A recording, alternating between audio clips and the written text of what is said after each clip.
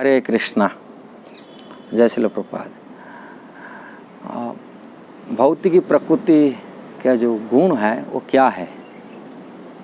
हम लोग तो गुण सुनते होंगे कभी, गुण को क्या होता है। भगवान की 3 प्रकृति होती है। अंतरंगा शक्ति, प्रमुख शक्ति है, अनंत शक्ति भगवान की है, किंतु प्रमुख शक्ति इस तरह तीनों में कैटेगरी में गिनती किया जाता है। और अंतरंगा शक्ति जो आध्यात्मिक जगत की क्रिया होती है भगवान के धाम में, सारी की जो शक्ति जो कार्य करती है, जो शक्ति, उसको अंतरंगा शक्ति कहा जाता है। ऐसा ही भौतिक संसार में जो क्रिया होती है वो कार्य बहिरंगा शक्ति द्वारा क्रिया होती है। और जीव शक्ति जो हम लोग हैं, जीव आत्मा है, ये भी भगवान की एक शक्ति है। इसको तटस्थ शक्ति कहा जाता है और जो जीव शक्ति कहा जाता है। और किंतु मैं चर्चा करने का तो भौतिक प्रकृति की जो गुण है उसके बारे में। भौतिक जो प्रकृति है उसमें जो 3 गुण उसमें होती है। 3 गुण मतलब रस्सी है। और 3 गुण माने 3 प्रकार रस्सियों से ये भौतिकी माने बंधन में आते जीवात्मा और कार्य करता है, जो कुछ कर रहा है। और वो 3 गुण क्या होता है? वो 3 गुण ऐसे होते हैं, एक सत्वगुण, एक रजोगुण, एक तमोगुण। सत्वगुण और रजोगुण, तमोगुण, इसी के द्वारा पूरा क्रिया संसार में चलता है। जो भगवद गीता में भगवान स्वयं बताते हैं, प्रकृति क्रियमाणानि गुण कर्म च सर्वशः अहंकार विमूढ़ात्मा कर्ता हम्यत मानते। अज्ञानी व्यक्ति अहंकार से बोलता है मैं कर रहा हूँ, किंतु भगवान बोलते उनके गुण और स्वभाव से प्रकृति से कराता है। प्रकृति क्या है? जो नेचर, जो स्वभाव, वही कराता है। ये गुण भौतिक ब्रह्मांड में भगवान की जो स्वरूप में भी मिलता है। गुण की प्रभाव दिखाना, उनके अधिष्ठाता देव रूप में माना जाता है उनको। जैसे ही ब्रह्मा जी हैं, ये रजोगुण की कहा जाता है, अधिष्ठित देव है, भगवान की एक स्वरूप माना जाता है। और रजोगुण के अवतार भी मानता है, प्रमुख होता है उनके हैं। ऐसे भगवान विष्णु हैं, वो पालन करते हैं, इसलिए उनको तमोगुण सत्वगुण की अधिष्ठाता देव कहते हैं। सत्वगुण की भी आता है, भगवान विष्णु सत्वगुण में माना जाता है, अधिष्ठाता देव।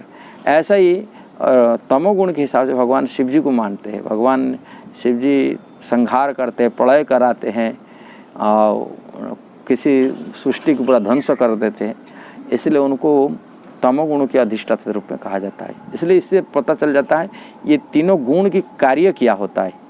जो सत्वगुण होता है वो पालन करती है, सत्वगुण के द्वारा पोषण करता है, सुख देता है, लोगों को विचार शुद्ध रहता है, पवित्र रहता है, ये सत्वगुण के लक्षण होता है। जो रजोगुणी होता है, जो क्रिएशन करता है, सृष्टि बनाता है, काम कराना का शक्ति है, जो उत्साह प्रेरणा ये जो मिलता है, मैं ये करना वो करना, पूरी रजोगुणी पूरा ये राजस्य की भावना होता है, ये रजोगुण की स्वभाव होता है। ऐसे तमोगुण जो इससे पता चल जाता है। तमोगुण क्या होता है? जो तमोगुण में लोग कैसा ही दूसरा को ख़त्म करना, नष्ट करना, मारना धरना हो, सोते हैं जो आलसी भी होना, सो जाना है, जो है ये तमोगुण की सब कार्य होता है। दिन में भी प्रभाव पड़ता है, इसे गुण का प्रभाव पड़ता है। सवेरे का गुण को सत्व गुण कहा जाता है, जिसको ब्रह्म मुहूर्त कहा जाता है। सवेरे कार्य को पुण्य, दिन में जो कार्य होता है वो दिन के ही प्रभाव रहता है। इधर उधर भागना, ये करना, काम करना, ये रजोगुण की होता है। और रात को हम सो जाते, नींद आता है, ये तमोगुण के कार्य माना जाता है। ऐसे ये काल के प्रभाव की गुण के द्वारा प्रभावित होता है। ऐसे ही पेड़ पौधा में भी देखा जाए, सात्विक की कुछ पेड़ होता है, रजसी की पेड़ होता है, कुछ तामसी के पेड़ भी मिलते हैं। जो वृक्ष दूसरा का कल्याण के लिए लगता है, दूसरे की सेवा में लगता है, दूसरा हित पहुंचाता है। जैसे कि फलदारी वृक्ष हो, कोई ये है, कुछ है जिससे उपकार में लगता है। औषधियाँ हैं किसी, जैसे तुलसी हैं, ये सब सात्विक वृक्ष रूप में माने ये माना जाता है। और राशि के वृक्ष जो बड़े बड़े काम में आते, लकड़ियाँ देते, तन्ना होता है, ये होते हैं। ऐसे इससे भी गुण मिलता है, ये राशि की हैं, प्रभाव के काम में आते, सब ये में मजबूत होते, बड़े स्ट्रांग होते, विशाल वृक्ष होते, ऐसे ही होते रहे। और कुछ तमोगुणी वृक्ष होते, जैसे वृक्ष होते जो दूसरा का अहित पहुँचाते हैं, जैसे पॉइजन, दूसरा खत्म खाने से मर जाएगा कोई, ऐसा वृक्ष है। विषैली वृक्ष होते, विषैली। और दूसरे कंटक है, जिसको कष्ट पहुँचाते, दुख देता है, वो तमोगुणी कहा जाता है। ऐसे ही पशुओं के अंदर भी ऐसा मिलता है, राजसी के पशु, तामसी के पशु, ये है। केवल खाली मनुष्य नहीं, पशुओं के अंदर जो पशु दूसरा का कल्याण चाहता है, दूसरे सुख देता है, वो उनके स्वभाव सात्विक आहार भी करता है, वो सात्विक पशु वाली कहा जाता है। राजसी के पशु हैं, जैसे शेर हैं, माने ये होते, वो सब राजसी के होते, शेर है, बाघ है, ऐसा ही। और तामसी के पशु जैसा होता है, खा के सो जाता है, नींद आता है, सोता है, वो जैसे सांप हैं कि ये है, माने जानवर के अंदर शरीर पवित्र कि सो जाते, भालू जैसा ही है, नींद आलसी है, कोई ये नहीं है, वो ऐसे तामसी के हैं। ऐसे मनुष्य के अंदर भी भेद होता है, राजसी की मनुष्य हैं, तामसी की मनुष्य है, सत्व की है। ब्राह्मणों को सत्व की मनुष्य कहा जाता है, ब्राह्मण सत्व। उनके भोजन भी होता है, सत्वगुण रहता है, कोई तामसिक भोजन राजसिक भोजन नहीं होता है। रजोगुणी भोजन भी होता है, उनके रजोगुण के सत्व के, जो क्षत्रियों को रजोगुणी बोली कहा जाता है। लड़ाई करना, झगड़ा करना, ये करना, वो सब बनाने का, राजा बनना, लीडर बनना, ये सब रजोगुणी की होता है। तमोगुण के लोग होता है, जो तमोगुण की कहा जाता है शूद्र की समय है, जैसे खाए के सो जाता है, उनको निद्रा आलस्य है, ये करना, उनको दूसरा को मारना, ये करना, दूसरा है गंदी विचार रखना, ऐसा ही है। ये तमोगुणी व्यक्ति होते हैं। ऐसे ही तमोगुणी व्यक्ति हैं, राजगुणी व्यक्ति हैं, सत्वगुणी व्यक्ति हैं। एक गुण का प्रभाव कैसा होता है, पशुओं में देखा जाता है, वृक्षों में देखा जाता है, काल के समय में दिन के प्रभाव से भी देखा जाता है।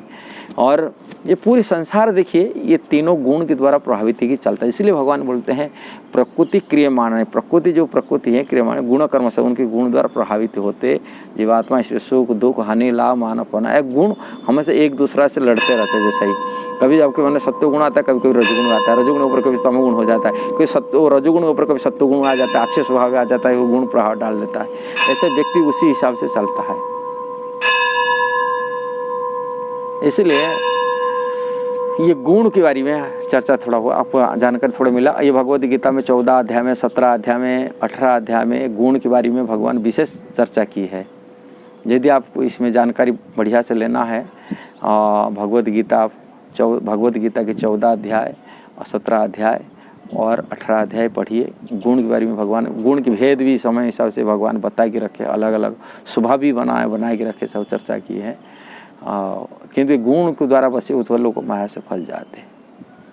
भगवान बोलते हैं 3 गुण से यदि कोई पार हो जाते, मेरा शरण में आ जाता, वो पार हो जाता, वो अपनी संसारिक गुण को मुक्त हो जाता है, यदि वो कृष्ण की भक्ति करता है। भगवान इसमें 7 अध्याय भगवान ने बता ही रखे, ये गुण को पार होना भी बहुत कठिन होता है। दैवेशा गुणमय मममया दुरतया किंतु मामेव जे माम एव मतलब एकमात्र मेरा शरण में जो मामेव जो प्रपद्यन्ते माया में तम तरन्ते, ये 3 गुण को वही व्यक्ति पार हो जाता है जो मेरा शरण में आता है, मेरा भक्ति करता है। नहले पार होना बहुत कठिन है।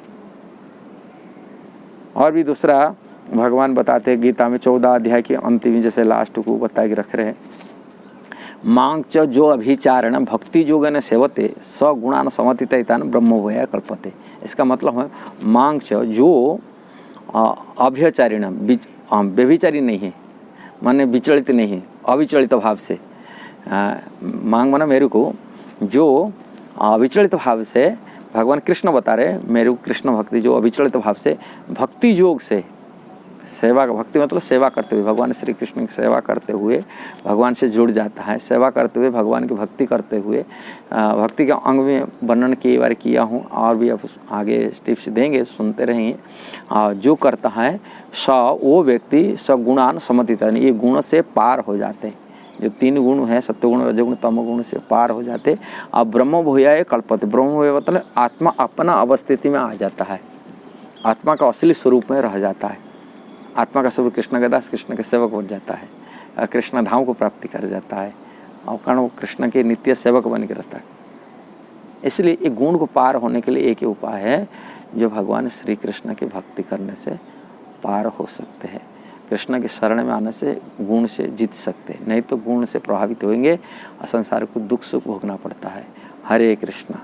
ये आपको ये वीडियो यदि अच्छा लगता ना, जरूर आपको शेयर सब्सक्राइब करना है, लाइक कमेंट भी देना है। हरे कृष्णा।